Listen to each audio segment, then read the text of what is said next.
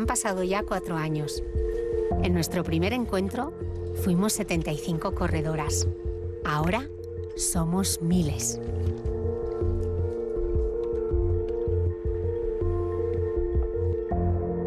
Hemos corrido muchas ciudades y nos hemos acompañado en este sueño. Cuando veo estas fotos, me doy cuenta de que todos los kilómetros han sido juntas. Y antes que nosotras, las pioneras, que con su ejemplo nos abrieron el camino. Para cumplir un reto hay que ser valiente.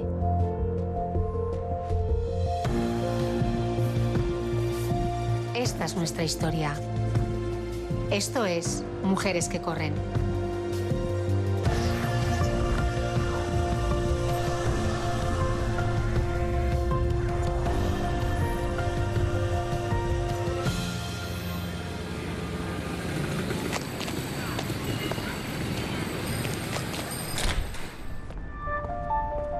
Las atletas de entreguerras fueron las pioneras del atletismo.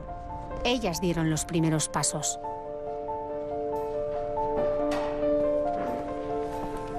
Hola, Jorge, ¿qué tal? Hola, Cristina, ¿qué tal?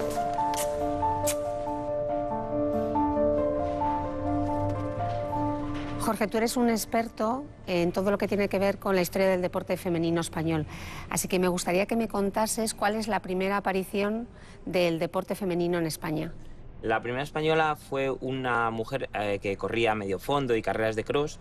Se apellidaba Portés y realizó varias carreras en Francia en los años 27, en 1928, por ahí. Gracias, entre otros, a entrenadores como Manuel Robles, que era un atleta de los años 20. También era profesor de Juegos y Deportes en el Instituto Escuela y allí tuvo una generación muy buena. Estaban Aurora Villa, Margot Moles, Lucinda Moles y bueno, siguieron paso a paso sus consejos y al poco tiempo se convirtieron en atletas. Las propias atletas de Manuel Robles, por aquí tengo una foto, realizaron las primeras competiciones federativas y establecieron los primeros récords. ¿Y quiénes eran en esta foto? ¿Quién es quién? Pues mira, tenemos aquí a Aurora Villa, Manuel Robles, las hermanas Moles, está también por ahí Carmen Herrero y Lucía Illón. ¿Había muchas atletas en los años 30? Muchísimas. Pues te puedo decir que aproximadamente unas 200. En Madrid hubo atletas como Esperanza Fernández, Esperanza Requena, Manolita Pérez. Y en Cataluña surgieron otras como, por ejemplo, Luisa Giró o Joaquina Andreu, Emilia Trepat. Eran bastante buenas. ¿Cuáles fueron los logros del atletismo español en los años 30? Principalmente la visibilidad y el reconocimiento que tuvieron en prensa. Date cuenta, por ejemplo, que fueron portadas de una portada de las, ¿no? De las. De Mundo Gráfico, se les realizaron numerosos reportajes y esto era semanalmente. Eso dio pie a que la gente acudiera a los estadios, que sirvieran también de reclamo publicitario y bueno, sobre todo el reconocimiento mediático de la prensa, que eso generó pues, que pudieran practicar deporte de una manera pues, más libre. Y estas portadas de Mundo Gráfico y de As veo que son de Aurora Villa, ¿no? Que me hablabas de ella, que era una de las chicas que entrenaban en el instituto. Era una de las primeras que tuvo Manuel Robles. Y bueno, aquí la vemos también en Montjuïc, en un campeonato de España. Aquí, por ejemplo, cuando batió el récord de España de los 600 metros. Incluso aquí llegó a batir el récord mundial de martillo, de lanzamiento de martillo. Y grandes éxitos que tuvo. ¿Y había periodistas en la época deportivas? Sí, unas vinculadas al deporte, como Ana María Martínez Sagui o Marta Fernández, pero otras también vinculadas a lo que es la literatura, como Luisa Carnés, que era miembro de la generación del 27 y que publicó en el semanario deportivo As. ¿A qué atletas destacarías de esas mujeres que empiezan a correr en los años 30 y hasta el 36? Yo siempre me quedo con Aurora Villa y las hermanas Moles. No por los récords y por los campeonatos que lograron, que fueron muchos, sino por la semilla que sembraron. Realmente eran los iconos de ese prototipo de mujer moderna del siglo XX, una mujer avanzada, una mujer vanguardista, independiente, era lo que representaban ellas. ¿Cuál fue la trayectoria deportiva de Aurora Villa? Aurora Villa fue una mujer que practicó casi todos los deportes y además también de ser la primera mujer en competir en las 10 modalidades del atletismo. Pero bueno, quien mejor te lo puede contar es su propia hija, que todavía sigue viva y en su casa conserva un montón de material.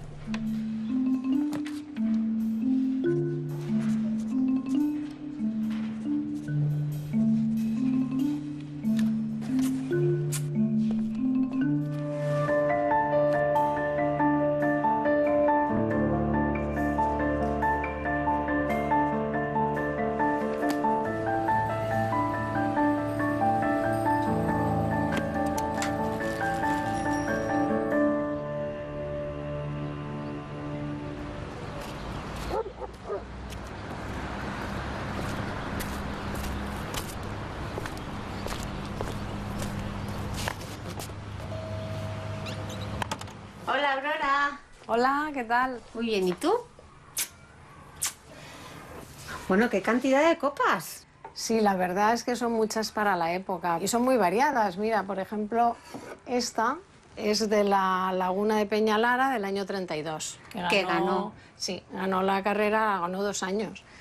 Y como verás, son muy distintas a las que hay ahora. Y estos son medallas, ¿no? A ver. Sí, normalmente se daban medallas, más que copas. Aurora, seguro que tienes un montón de fotos y recuerdos. Sí, afortunadamente se ha conservado hasta ahora.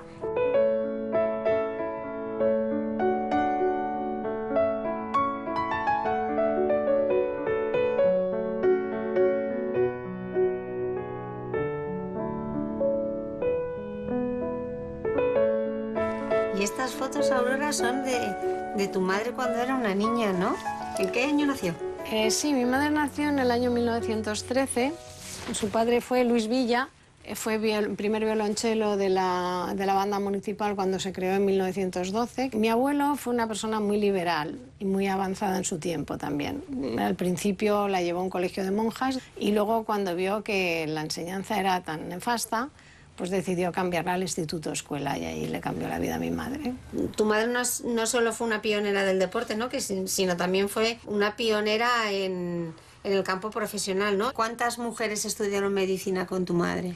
Pues acabaron el año que acabó mi madre 4 con ella. En la cátedra de dermatología, el catedrático no le gustaba que hubiera mujeres estudiando.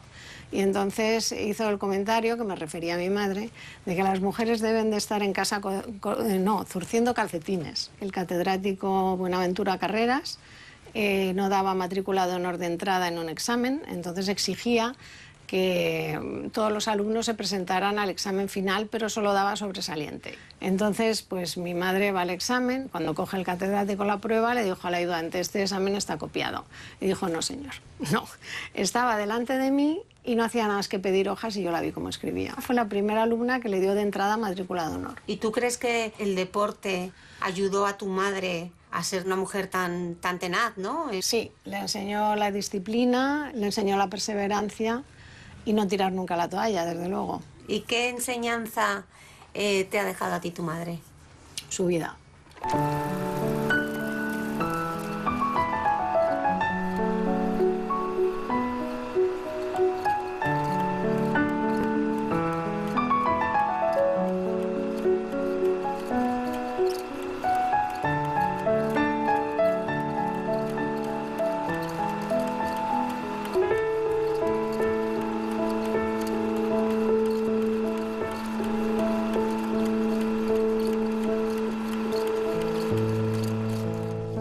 Fue muy libre, siempre dijo lo que pensaba, nunca se cayó nada. ¿Y quiénes eran las amigas de Aurora? La amiga que tuvo toda su vida y su gran amiga, pues mira, fue esta, que es Margot Molisa, que la tienes en la residencia del Instituto Escuela, donde vivía.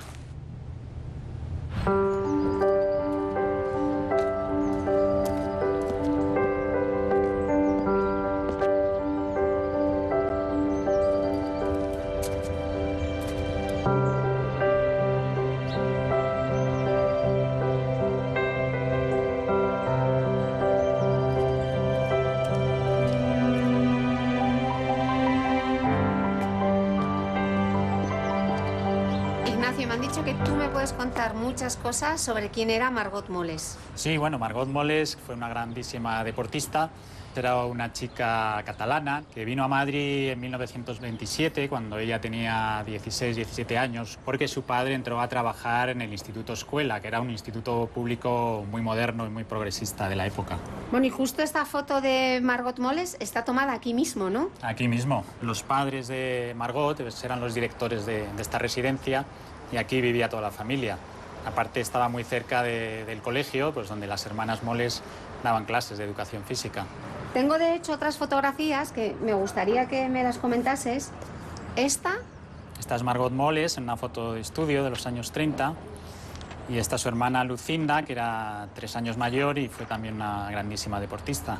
¿Y el Instituto Escuela, el edificio todavía existe? ¿Se puede visitar? Está aquí mismo, o sea que si quieres podemos ir a verlo.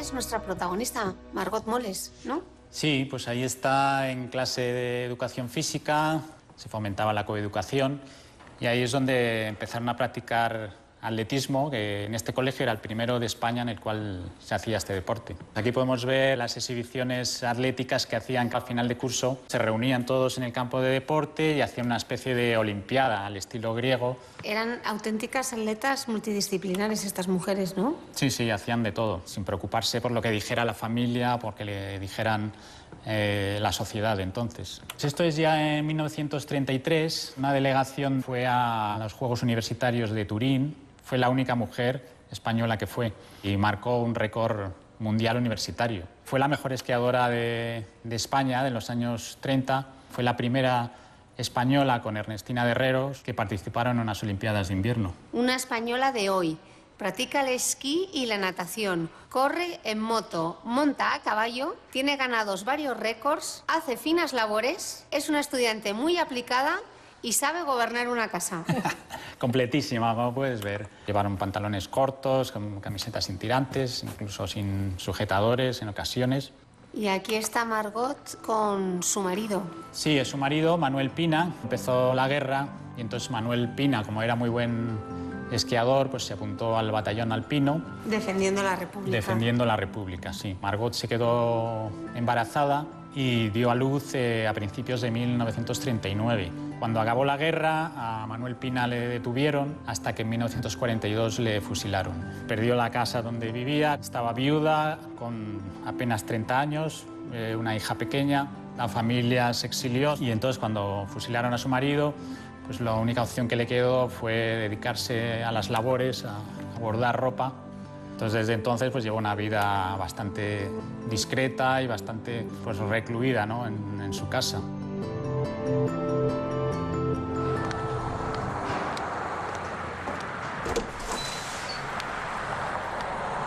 Perdona, ¿tienes algún libro sobre atletas españolas de los años 30? Sí, precisamente nos ha llegado el último libro de Almudena Grandes, ¿lo tienes ahí?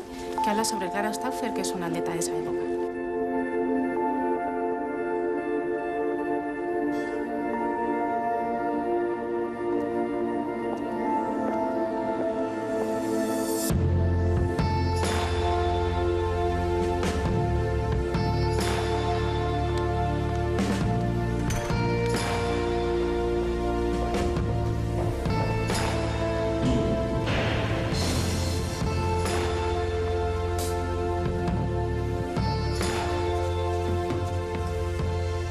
Clara Stauffer es una de las protagonistas de tu novela Los pacientes del Dr. García. ¿Quién era Clara Stauffer? Pues mira, Clara Stauffer era una mujer muy interesante. Esta era Clara Stauffer. En 1931, cuando ganó la travesía de la laguna de Peñalara. Clara nació aquí en 1904. Se fue cuando era una niña mayor a Alemania, le dio tiempo allí a fascinarse con el nacionalsocialismo y por otro lado a hacer una carrera brillante en el ámbito del deporte femenino español. Ella es la autora y la editora de todos los textos firmados del libro oficial de la sección femenina. Ella ya se ocupó de la prensa y de la propaganda durante la guerra, luego durante toda la dictadura. Cuando llegó al poder, su primera decisión fue privar a las mujeres españolas de las condiciones que las habían convertido en las mujeres que eran. Es curioso, y eso también me gusta, que Clara, que era la jefa de propaganda, que se había hecho fotos en bañador y en mono y tal, pues cuando llegó al poder le puso pololos a todas las mujeres. ¿Qué era exactamente la sección femenina y para qué servía la sección femenina? La sección femenina era la organización femenina de Falange Española. Después de la guerra, cuando se instala el Estado franquista, la sección femenina se convierte en una organización paralela que determina todo lo que afecta a la mujer española. Las preparaban para casarse y para tener hijos. Era una especie de formación profesional para ser una buena ama de casa, una buena mujer franquista, estar casada y tener hijos. Básicamente era una mujer que estaba detrás de un hombre. Tu marido tenía que autorizarte a heredar. No podían trabajar. Podían trabajar las solteras y las viudas. Por supuesto, las mujeres casadas siguieron trabajando, pero sin contrato, sin derechos, sin nada, clandestinamente, ¿no? Para la Iglesia Católica, la paz doméstica pasa porque la mujer no destaque. Y para la sección femenina pasaba por el mismo sitio.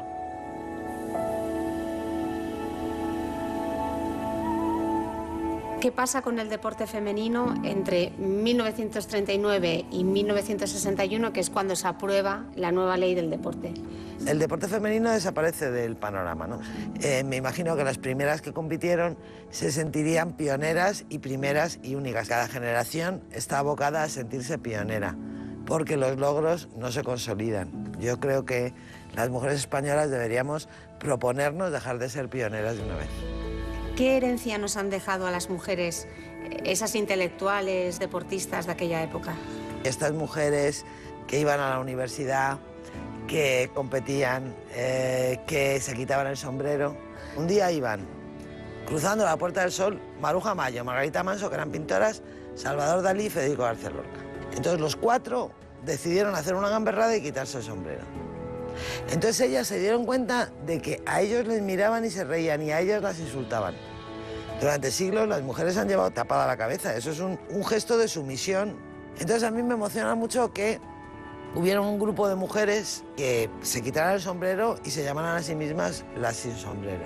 Eso tiene mucho que ver con el espíritu de la época. Parecía una gamberrada, pero era otra cosa. En este país hubo mujeres libres y admirables alguna vez, a pesar de que todo lo que vino después pretendiera sepultarlas. La guerra civil truncó los sueños de las pioneras. Y no será hasta los años 60 cuando el atletismo femenino brille de nuevo. Bienvenida, Carmen Valero.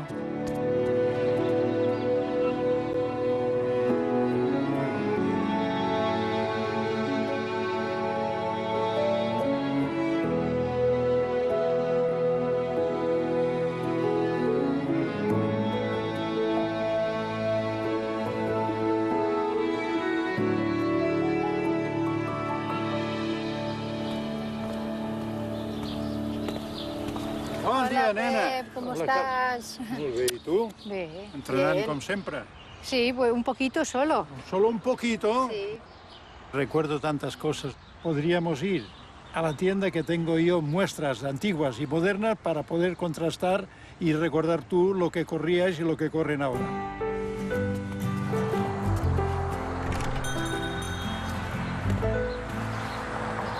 Pues no hemos subido veces esta escalera nosotros en tiempos para hacer reuniones y para hablar de entrenos y cosas de la tienda. Conocerás todo. Ahora ha cambiado un poco, pero... Cuando sueño aún no oigo la campana esta.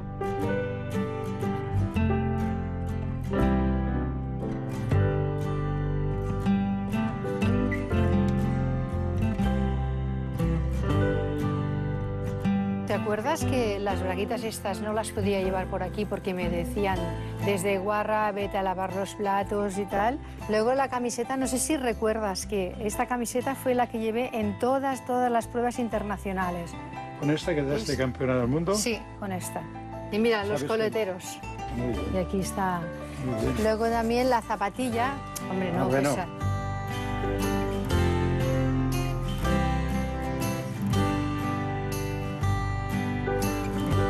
¿Y te acuerdas de Rabat?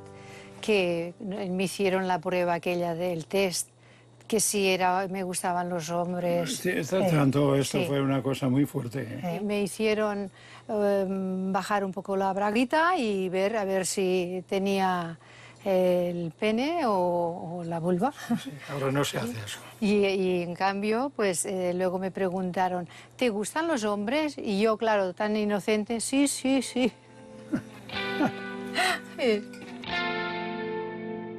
Ya otro día, si te parece, quedamos y vemos que hay muchas cosas interesantes. Venga, adeu, Pep. Adiós. Adeu.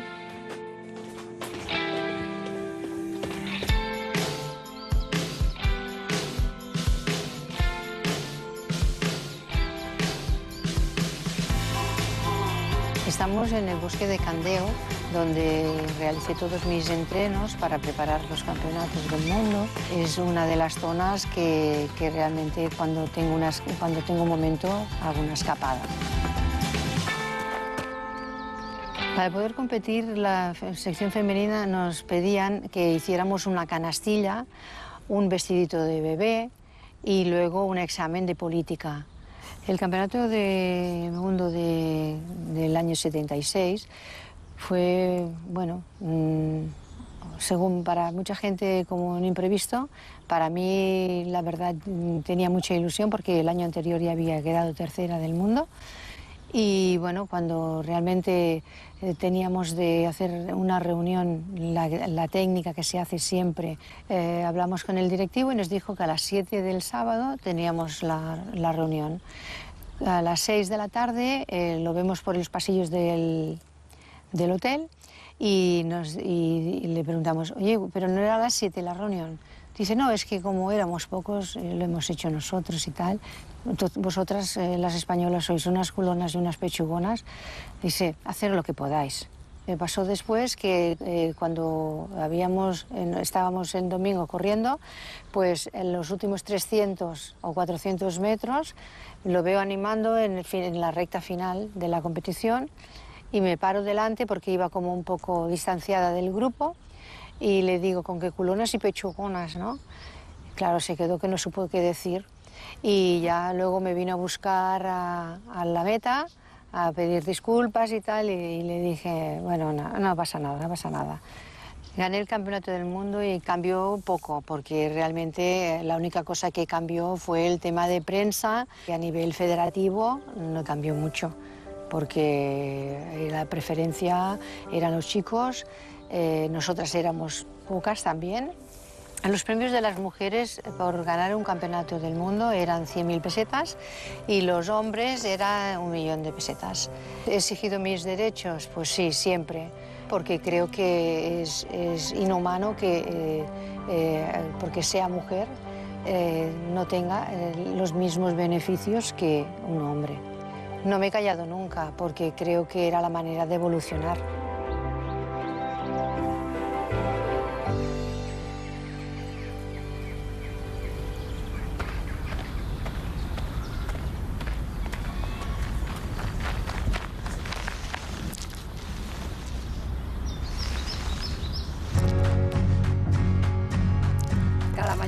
Iba a mi entrenamiento. Cogía las piedras del camino y las contaba para no olvidarme de cuántas cuestas había coronado. Ese fue mi comienzo.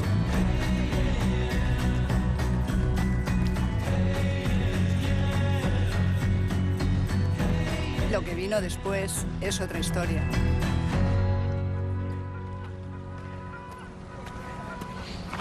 Bueno, cuéntame, Aurora, ¿cuándo empezaste a correr? Pues yo empecé a correr a finales del año 77, 6 días antes de cumplir 20 años. ¿Y por qué correr y no de repente apuntarte a gimnasia o a baloncesto? Podías hacerlo tú solo, no necesitabas depender de un equipo y a mí eso pues me gustaba. ¿Recuerdas cómo fue aquel primer día de entrenamiento? Como un día de Reyes, vas allí con mucha ilusión, no sabes lo que tienes que hacer porque realmente no sabes en qué consiste el entrenamiento. Éramos 4 mujeres, yo me presenté allí con mi chándal azul y a correr. ¿Corrían las mujeres en aquella época? No, prácticamente el movimiento este de running que hay ahora no existía. Y dentro del atletismo había no muchas mujeres y además el nivel era muy inferior al de los hombres. ¿Y en aquella época, a finales de los 70, tú tenías algún referente? Bueno, el referente entonces en mujeres era Carmen Valero y en hombres pues estaba Mariano Aro. Casi 40 años más tarde, ¿tu entrenamiento sigue siendo igual o ha cambiado mucho? Pues, con la edad, lógicamente, cada vez vas más despacio, entonces tienes que tener en cuenta eso y tienes que tener en cuenta que no te recuperas igual. Y ahora a lo mejor tú pues tienes que esperar 2 o 3 días más.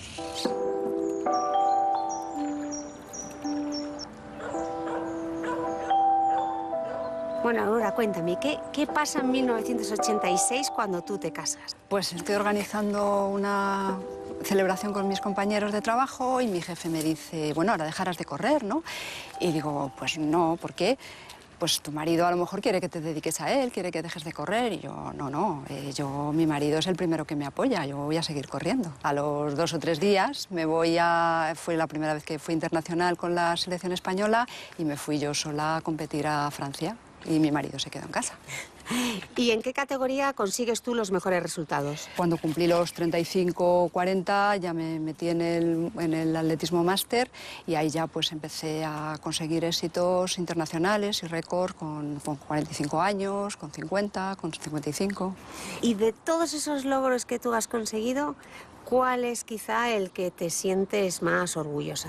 Pues sin duda el conseguir hacer el maratón con 50 años en 2 horas 52 minutos. Creo que es una gran marca. Vamos, o sea, que esto es la prueba de que la mujer puede correr a cualquier edad. Sí, porque parece que yo cuando empecé, pues con 35 ya parece que lo tienes que dejar y yo me seguía encontrando bien. Con 40 me seguía encontrando bien, con 45, con 50, con 55 y ahora voy a cumplir 60 y aquí seguimos corriendo. ¿Qué te motiva para seguir corriendo? Pues básicamente correr es una emoción y yo aún no he encontrado el techo de mis emociones.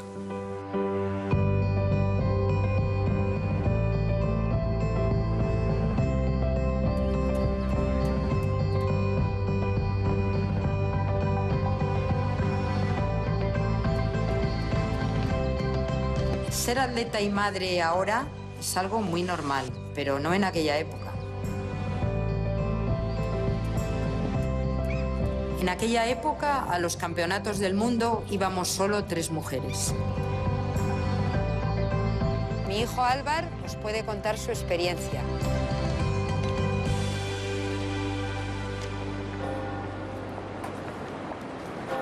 Tengo muchos recuerdos y muchas vivencias de la época en la que mi madre corría, ¿no?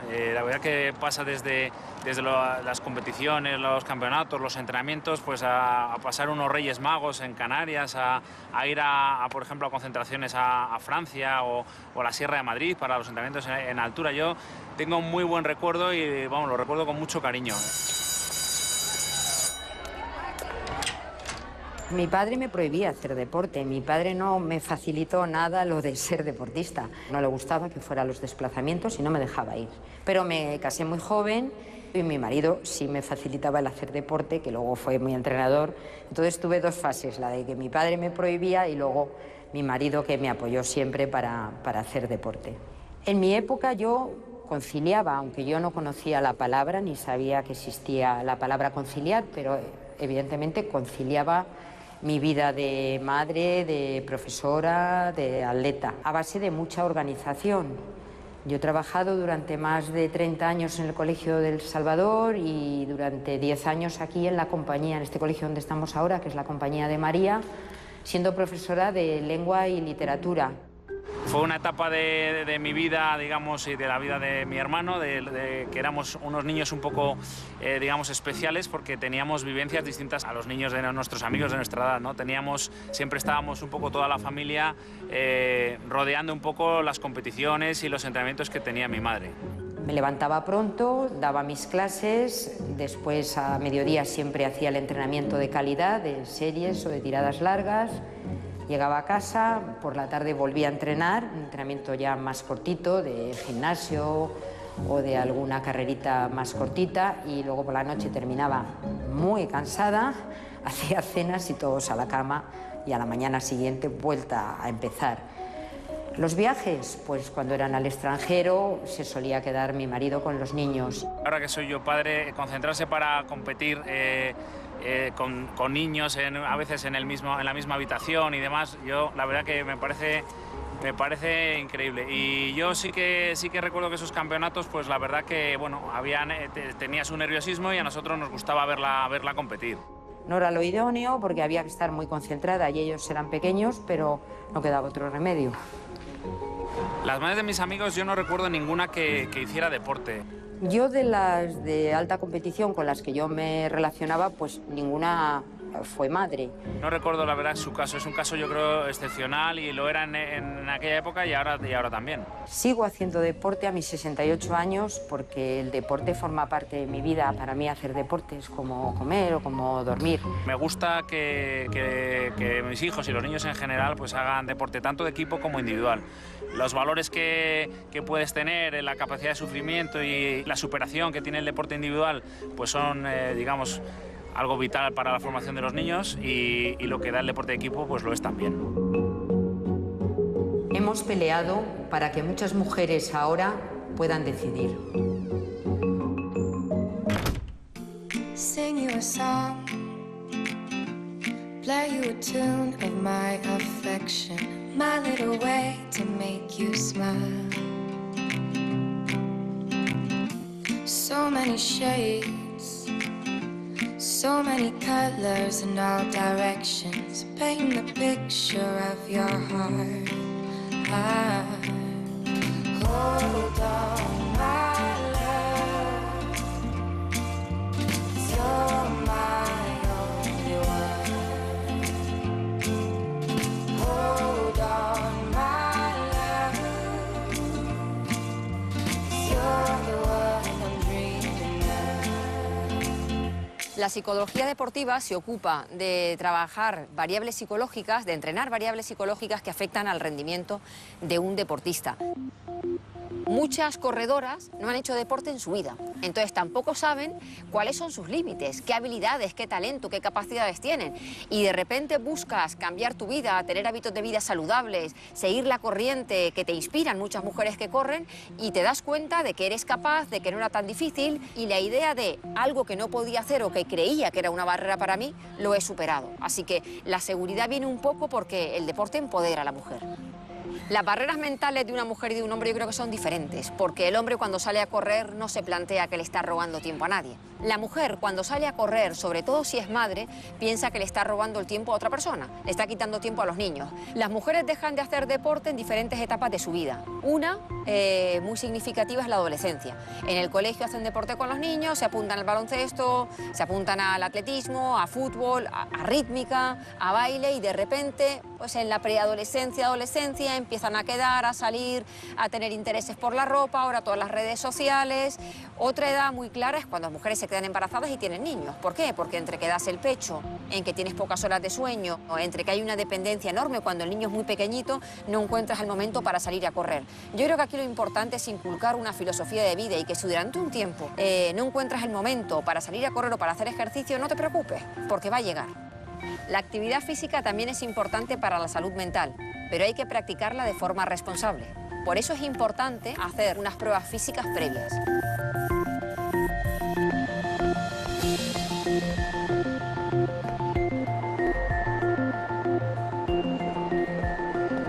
Hola, buenas tardes. Hola, buenas tardes. ¿Tenía cita con la doctora Lucía González Cortijo? Sí, pues mira, ve el ascensor del fondo, es justamente en la segunda planta. Ok, gracias, Nada, chao. hasta luego.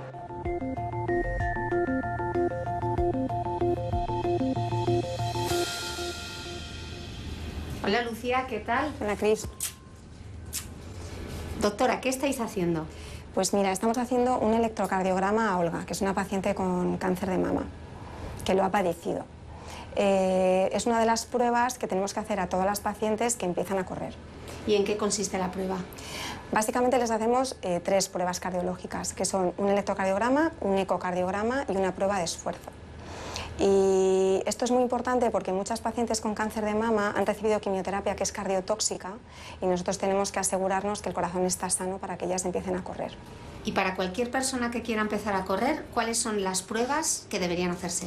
Pues lo mismo que a ellas, una analítica completa, un electrocardiograma, prueba de esfuerzo y una consulta con un especialista. Una vez que están ya estudiadas, las ve el doctor Serratosa, que es el jefe de medicina deportiva del hospital, y dependiendo de los resultados, las estratifica en 3 grupos, primero caminar, después caminar, correr y después correr. La mayoría de las pacientes, claro, empiezan caminando o caminando y trotando un poquito y según pasan los meses pues van subiendo de un grupo a otro.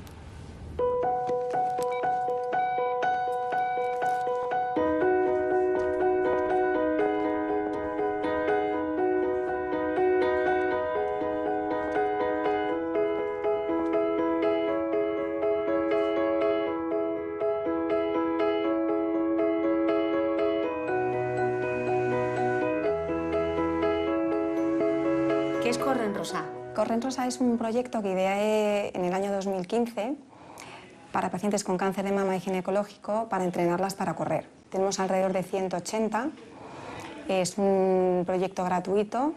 Las pacientes, sobre todo las pacientes con cáncer de mama, sufren unos cambios muy drásticos en su cuerpo en relación con la quimioterapia primero y normalmente con los tratamientos hormonales que les damos después.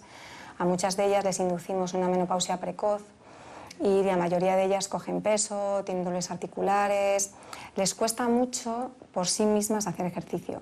Hay estudios que determinan que el ejercicio físico disminuye el riesgo de cáncer de mama y de algún otro tipo de tumor. Mejora muchísimo la calidad de vida porque están muchísimo mejor desde el punto de vista físico, psicológico y demás. Y luego la dieta mediterránea, sana, equilibrada, es lo que parece que puede beneficiar y disminuir el riesgo de recaída en estas pacientes. Y además de correr, ¿qué otras cosas hacéis en Corre en Rosa? Hemos montado una fundación que se llama Fundación La Vida en Rosa y que su objetivo es dar soporte de todo tipo a una mujer que tenga cáncer. ¿Dónde entrenáis? Pues entrenamos en el Polideportivo Valle de las Cañas y tenemos entrenamiento, así que si las quieres conocer... Yo encantada, pero yo me quiero poner la camiseta. Claro, tienes tu camiseta.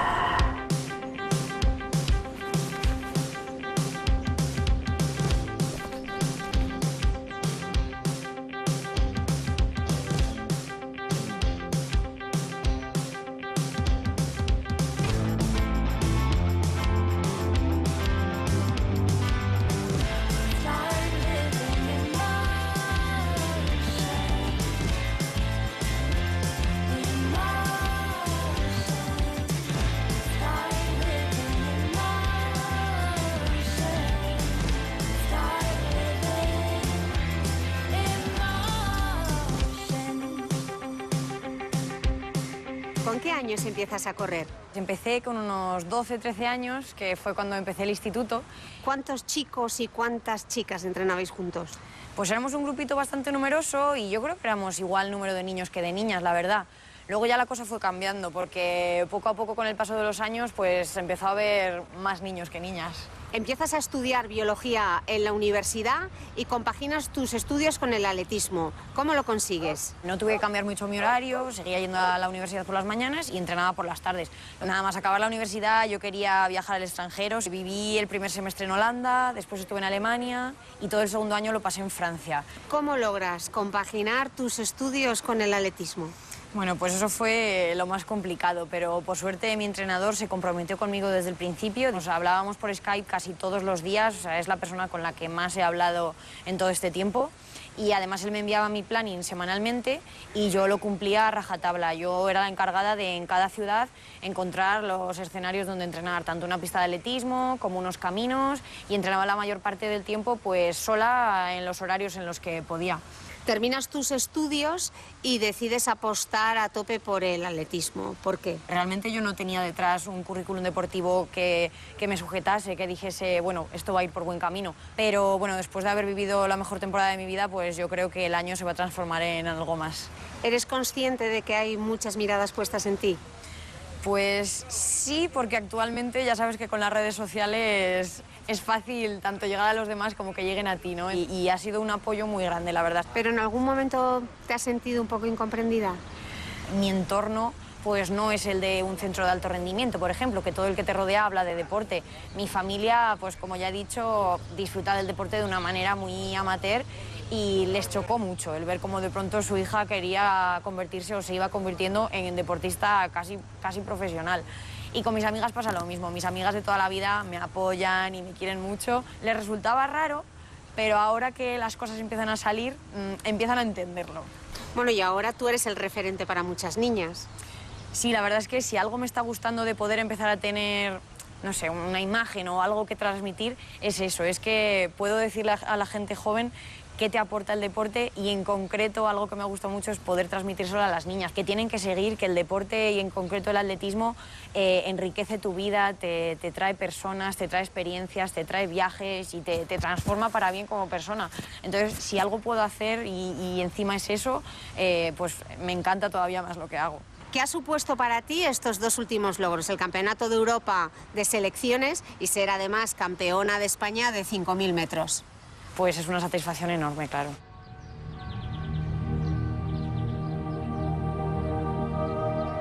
Son sensaciones que espero no olvidar nunca y creo que no olvidaré. El poder cruzar la meta con los brazos levantados, de verdad es una sensación de satisfacción y de haber logrado algo que llevaba persiguiendo tanto tiempo que te hace sentir muy realizada y liberada.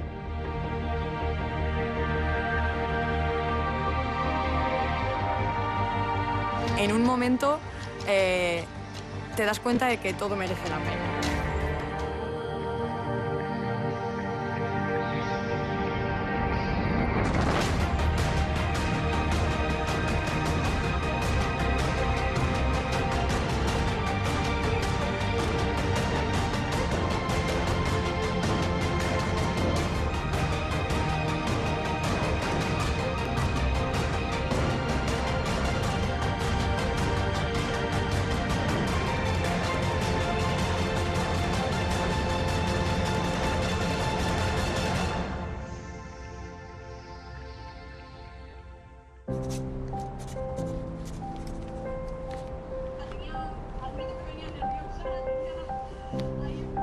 Llevo trabajando de periodista deportivo 31 años, desde el año 86 que llegué a Televisión Española de becaria.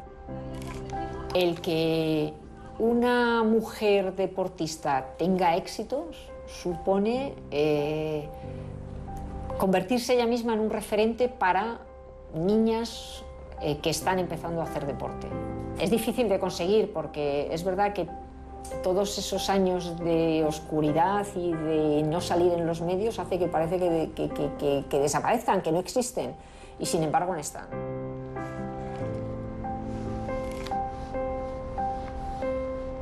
Y sin embargo, ahora mismo las redes sociales están cubriendo ese espacio que no crean, que no existen en la prensa tradicional, en las televisiones tradicionales y en la radio tradicional. Se han creado muchos nicks y muchas cuentas de deporte especialmente femenino. Este esfuerzo lo hacen mujeres que están sensibilizadas con lo que está ocurriendo con el deporte femenino. Porque si dependiera de la masculina, no aparecería. Llevo 31 años viéndolo y lamentablemente no soy muy optimista en este aspecto. El periodismo deportivo históricamente ha sido hecho por hombres para consumo de hombres sobre deportistas masculinos. De manera que la interrupción o la irrupción, mejor dicho, de la mujer en el periodismo ha sido abriendo una pequeña grieta a través de ese bloque pétreo que existía. Yo he visto titulares de periódicos que estaban fuera de tono, estaban haciendo un doble juego, una ambigüedad, jugando con el punto sexual del deporte y creo que es inadmisible. O sea, el lenguaje androcéntrico que hay ahora mismo en el periodismo deportivo es digno de estudio. Es que te pones a mirar y no aparecen por ningún lado las mujeres, y yo no creo que las mujeres seamos tan tontas como para no estar en una posición de consejo de administración, porque hay gente muy brillante. A mí me gustaría que no hubiera que hacer ningún documental, ni que hubiera que hacer ninguna ponencia, ni mesa redonda de mujer y deporte y de sus carencias, sino de lo bien que estamos, cómo salimos en todos los medios, que fuera al contrario. Ahora estamos peleando por que se vea el deporte femenino.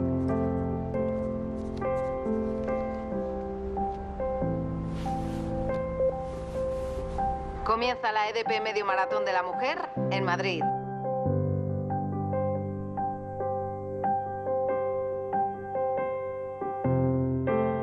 Les contamos la historia de Rocío Martínez, o sea, yo, presentadora de televisión y corredora. Yo de pequeña veía en la televisión, bueno, pues dibujos animados, Verano Azul, vamos, lo que veían todos los niños, pero yo veía mucho deporte. Sí recuerdo estar en mi casa viendo el Tour de Francia, los Juegos Olímpicos, los partidos de fútbol que pusieran en la tele, y además yo creo que era una cosa de familia, así que mi padre nunca ha tenido problemas, tuvo 2 hijas, pero él podía compartir esa afición por el deporte con sus hijas, y además luego se unió mi madre también. Yo desde que soy pequeña recuerdo haber querido ser periodista. Como siempre me ha gustado mucho el deporte, digamos que el periodismo deportivo era algo que yo contemplaba ya desde que era bien pequeñita.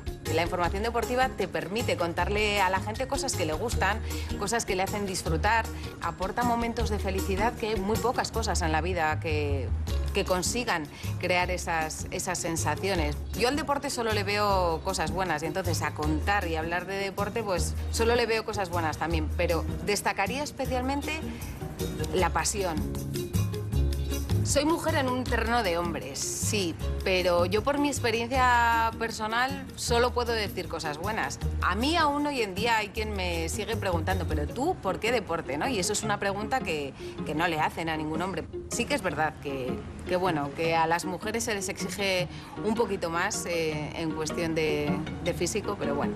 Yo soy la muestra de que eso yo creo que cada vez sucede menos porque yo ni soy joven, ni soy guapa, ni soy una modelo, eso es evidente, pero que aún tiene que cambiar más un poco todo en la sociedad, porque yo creo que se valora demasiado la imagen de la mujer en todos los terrenos y yo tengo la suerte de que en mi caso se ha valorado la profesionalidad. Soy consciente de mi papel. Con esfuerzo e ilusión, muchas mujeres, como yo, cumplirán sus retos y los harán visibles.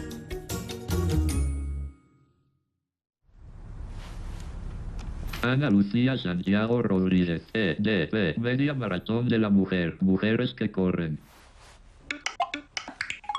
Pulsa el bot, página 2 de 3.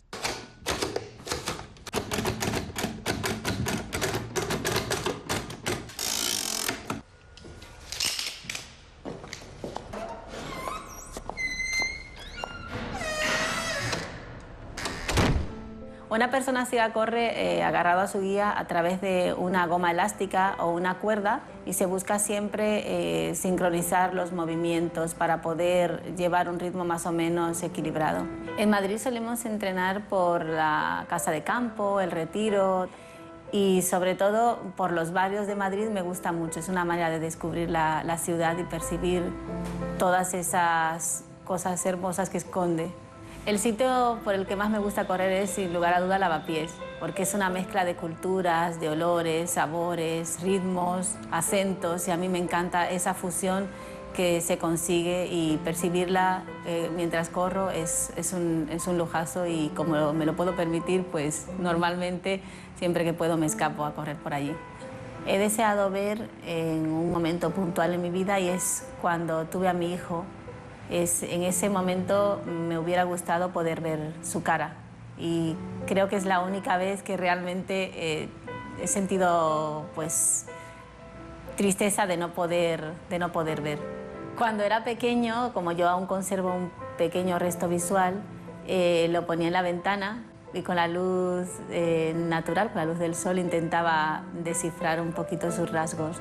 Al final conseguía ver pues, dónde tenía los ojos, dónde tenía la boca, pero nunca definir esos rasgos. Y eso ya es suficiente. Cuando corro me siento libre. Es la forma de conectar conmigo misma. Siento las pisadas de la gente, la respiración, el público cuando te anima, el viento y una sensación de plenitud y me dejo llevar.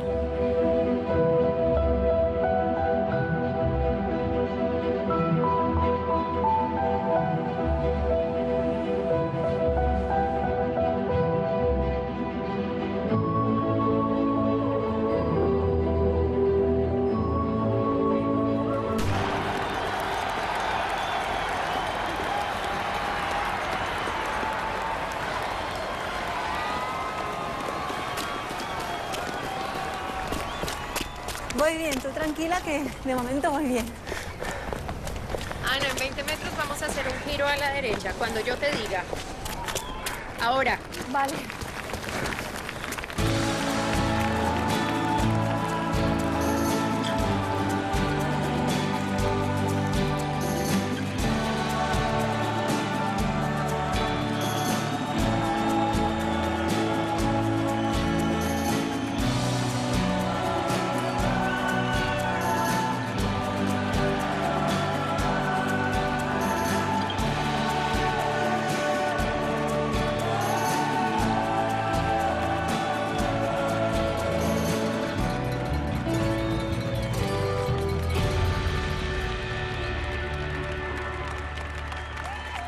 Ana, eres la primera persona ciega que ha corrido la EDP Medio Maratón de la Mujer de Madrid. ¿Cómo ha sido la experiencia? La verdad es que ha sido una experiencia maravillosa compartir esta carrera con tantas mujeres que además me han acogido, y eso es inclusión y eso es importante para mí. Y la verdad es que he corrido con dos personas que nunca habían ejercido de guías, que nunca habían tenido contacto directo con una persona ciega, y la verdad es que lo han hecho muy bien. He confiado totalmente en ellos, he podido relajarme porque sabía que estaban muy pendientes, y creo que debo exhortar a los ciegos a que la aprovechen, porque a veces tenemos un poco de miedo porque son guías nuevos, porque no tienen experiencia, pero la voluntad y el empeño que le ponen es suficiente para olvidar todas esas aprensiones y salir a correr. No hay excusas. Y en el caso además de la EDP Medio Maratón de la Mujer de Madrid, ver a todas esas mujeres y verte a ti llegar ha sido una satisfacción muy importante. Me he sentido muy aceptada. En el caso de las mujeres con discapacidad, a veces somos doblemente discriminadas, y sobre todo conseguir la meta como todas ha sido una experiencia fantástica, y yo era una más, y eso para mí ha sido fundamental.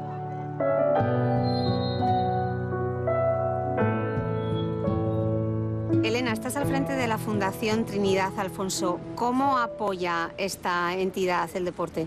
Bueno, el running está en el origen de la fundación. Juan Roche en ese año 2012 se fija en un evento como es el Maratón de Valencia.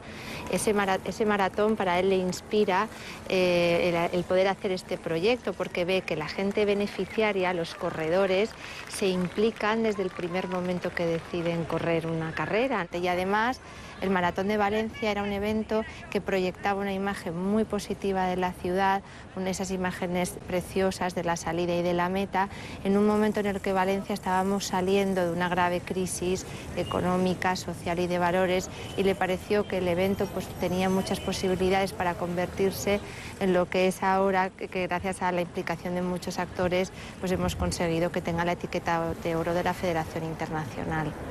Me has hablado desde la Fundación, pero ¿qué ha supuesto personalmente para ti correr? Cuando empecé a correr, porque obligada por dos amigos de la Fundación, dos deportistas que me dijeron: Elena, tú tienes que saber, más allá de lo que es correr, lo que es hacer deporte. Yo, que no había hecho deporte en mi vida, que había suspendido la asignatura de educación física en el colegio, pues bueno, empecé a salir, ya te digo, obligada, y para mí me sirvió mucho vitalmente poner las bases, porque ese primer año lo recuerdo durísimo, hasta que me puse por primera vez un dorsal para correr una distancia de 10 kilómetros, y lo que supuso para mí cruzar esa primera meta de 10 kilómetros, ¿no? Lo que me costó llegar hasta ahí. Y dije, ya nunca más voy a volver atrás. También desde la Fundación Trinidad Alfonso impulsáis el deporte de élite. ¿Cómo? Sí, tenemos un programa que se llama el Proyecto FER, donde apoyamos a 120 deportistas de la Comunidad Valenciana para que consigan esos retos de competir en las máximas competiciones, ya sea campeonatos europeos o como el sueño de ese grupo más de élite dentro de este grupo, que es ir a los Juegos Olímpicos y Paralímpicos. Bueno, pero lo mejor sería que conocieras a una de estas integrantes del Proyecto FER, que es una de las embajadoras de estos valores del esfuerzo de la Comunidad Valenciana. Se llama Carla Masí, y que además entrena todos los días por el río, y estoy segura que le encantará contarte su testimonio y cómo ella está siendo una gran embajadora de esos valores del esfuerzo de la Comunidad Valenciana.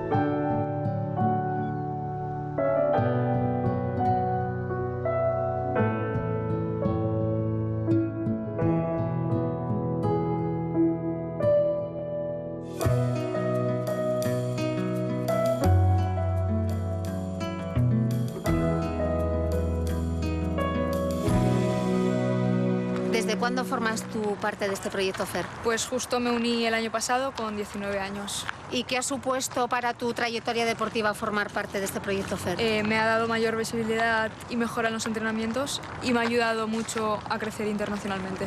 ¿Cuáles son tus próximos retos? Pues la Media Maratón de Valencia, que es una carrera que me hace especial ilusión correr, porque la ciudad se transforma, la gente lo vive al máximo y Valencia se vuelve mágico.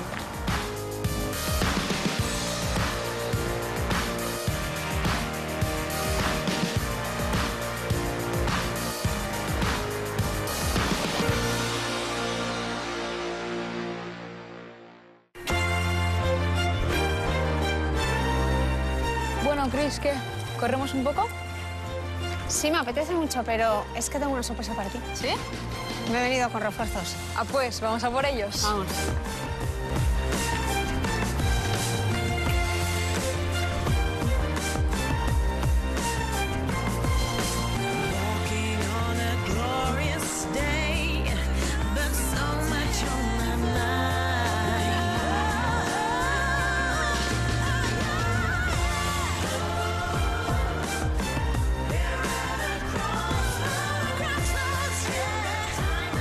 Aurora Villa correr la hizo tenaz. Correr ha sido mi lucha. Correr para mí es la independencia. Correr ha sido mi victoria. Correr para mí es disciplina. Correr es vida. Correr para mí es seguridad. Correr es dejarme llevar. Correr hace posible lo imposible.